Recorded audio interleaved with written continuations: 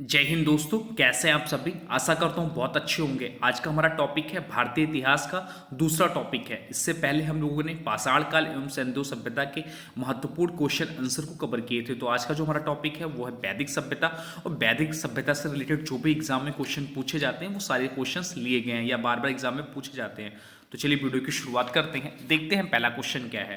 पहला क्वेश्चन है आर्य कब भारत आए थे। आर्य कब भारत आए थे। तो इसका जो राइट आंसर हो जाता है वो हो जाता है ऑप्शन डी, 1500 से 1000 ईसा पूर्व में आर्य जो है वो भारत आए थे। नेक्स्ट क्वेश्चन है, अगला क्वेश्चन है, आर्य लोग भारत में कहाँ से आए थे। आर्य लोग भारत में कहाँ से आए थे। तो इसका जो राइट आंसर हो जाता है वो हो जाता है मध्य एशिया। आर्य लोग जो भारत में आए वो मध्य एशिया से आए ऐसा माना जाता है। नेक्स्ट क्वेश्चन है, आर्य भारत में किस रूप में आए थे।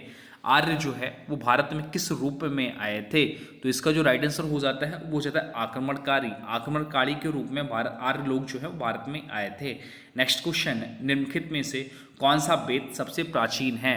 निम्नलिखित में से कौन सा वेद सबसे प्राचीन है। तो इसका जो राइट आंसर हो जाता है वो हो जाता है ऋग्वेद। ऋग्वेद वेद जो है वो सबसे प्राचीन माना गया है या है। नेक्स्ट क्वेश्चन है, ऋग्वैदिक आर्य किस भाषा का प्रयोग करते थे। ऋग्वैदिक आर्य किस भाषा का प्रयोग करते थे। तो इसका जो राइट आंसर हो जाता है वो हो जाता है संस्कृत। संस्कृत जो है ऋग्वैदिक आर्य लोग इस भाषा का प्रयोग करते थे। यहाँ मिस टाइपिंग हो गया पाली और प्राकृत का, आपको पीडीएफ में सही मिल जाएगा। नेक्स्ट क्वेश्चन है, ऋग्वैदिक काल में सबसे पवित्र नदी कौन सी होती थी। ऋग्वैदिक काल में सबसे पवित्र नदी कौन सा माना गया है। तो इसका जो राइट आंसर हो जाता है वो जाता है सरस्वती नदी।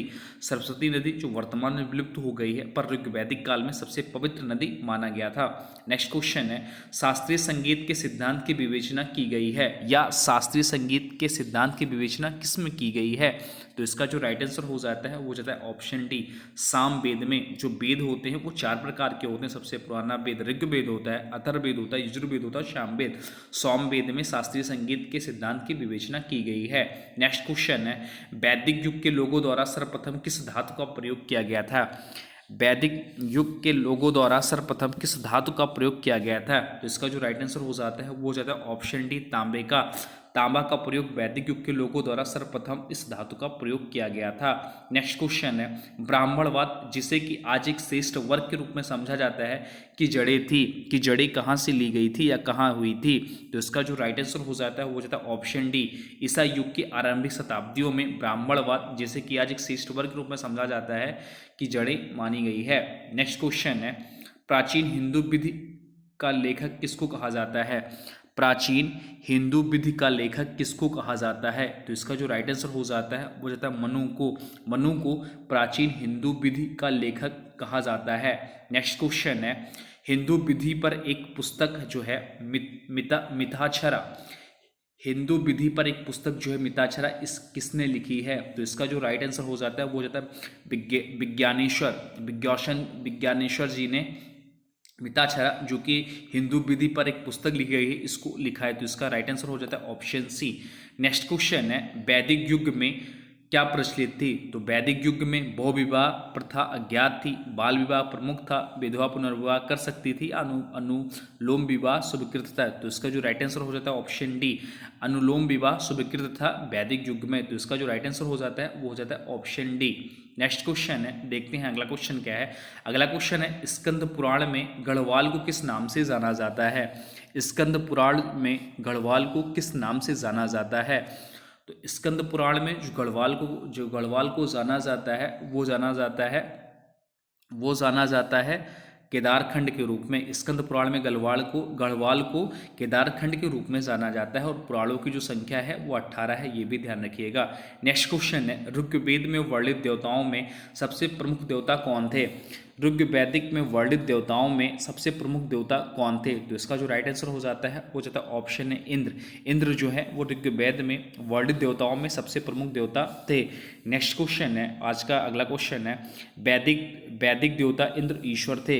वैदिक देवता इंद्र किस ईश्वर थे, किसके ईश्वर माने गए हैं। तो इसका जो राइट आंसर हो जाता है वो हो जाता है ऑप्शन बी, वर्षा एवं वज्र के देवता इंद्र माने गए थे वैदिक काल में। नेक्स्ट क्वेश्चन है, ऋग्वेद का प्रमुख देवतत्व कौन है।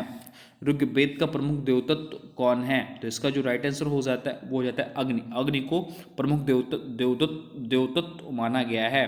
नेक्स्ट क्वेश्चन है, भारत के प्रतीक चिन्ह की आधार पट्टी पर अंकित शब्द, भारत के प्रतीक चिन्ह की आधार पट्टी पर अंकित शब्द सत्यमेव जयते किससे लिए गए हैं? सीधे सीधे कहिए तो सत्यमेव जयते किससे लिया गया है? तो इसका जो राइट आंसर हो जाता है वो हो जाता है मुंडको उपनिषद से। मुंडकोपनिषद से भारत के प्रतीक चिन्ह की आधार पट्टी पर अंकित शब्द सत्यमेव जयते लिया गया है। नेक्स्ट क्वेश्चन है, पुराणों की कुल संख्या कितनी है? पुराणों की कुल संख्या कितनी है? तो इसका जो राइट आंसर हो जाता है वो हो जाता है ऑप्शन सी 18। पुराणों की जो कुल संख्या है वो 18 है।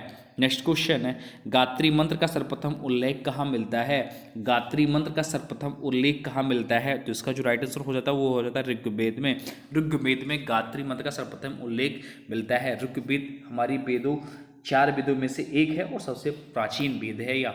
नेक्स्ट क्वेश्चन है, वैदिक धर्म का मुख्य लक्षण इनमें से किसकी उपासना थी? वैदिक धर्म का मुख्य लक्षण इनमें से किसकी उपासना थी? तो इसका जो राइट आंसर हो जाता है ऑप्शन ए, प्रकृति की। नेक्स्ट क्वेश्चन है, आज का अगला क्वेश्चन है, ऋग्वैदिक काल से पूर्व आर्यों का मुख्य व्यवसाय क्या था?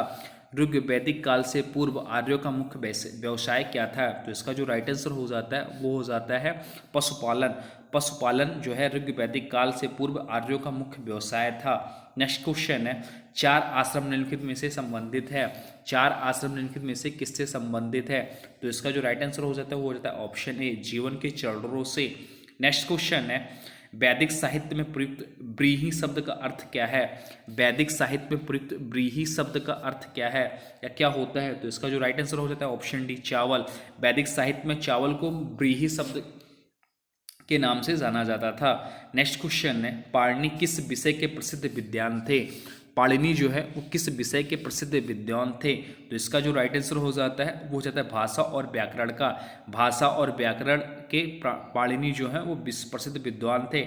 नेक्स्ट क्वेश्चन और आज का अंतिम क्वेश्चन है, आर्य समाज कितने वर्गों में विभाजित था? आर्य समाज कितने वर्गों में विभाजित था? तो इसका जो राइट आंसर हो जाता है वो हो जाता है ऑप्शन सी, 4 वर्गों में आर्य समाज जो था वो विभाजित था। तो यह जो वीडियो था वो वैदिक सभ्यता से रिलेटेड था, जो कि इंपॉर्टेंट हो, और जो भी क्वेश्चंस लिए गए सारे सिलेक्टेड क्वेश्चन लिए गए। इसका फ्री पीडीएफ डिस्क्रिप्शन में लिंक होगा, आप चाहें तो वहाँ से इसका फ्री पीडीएफ भी डाउनलोड कर सकते हैं और एक बार रिवीजन भी कर सकते हैं।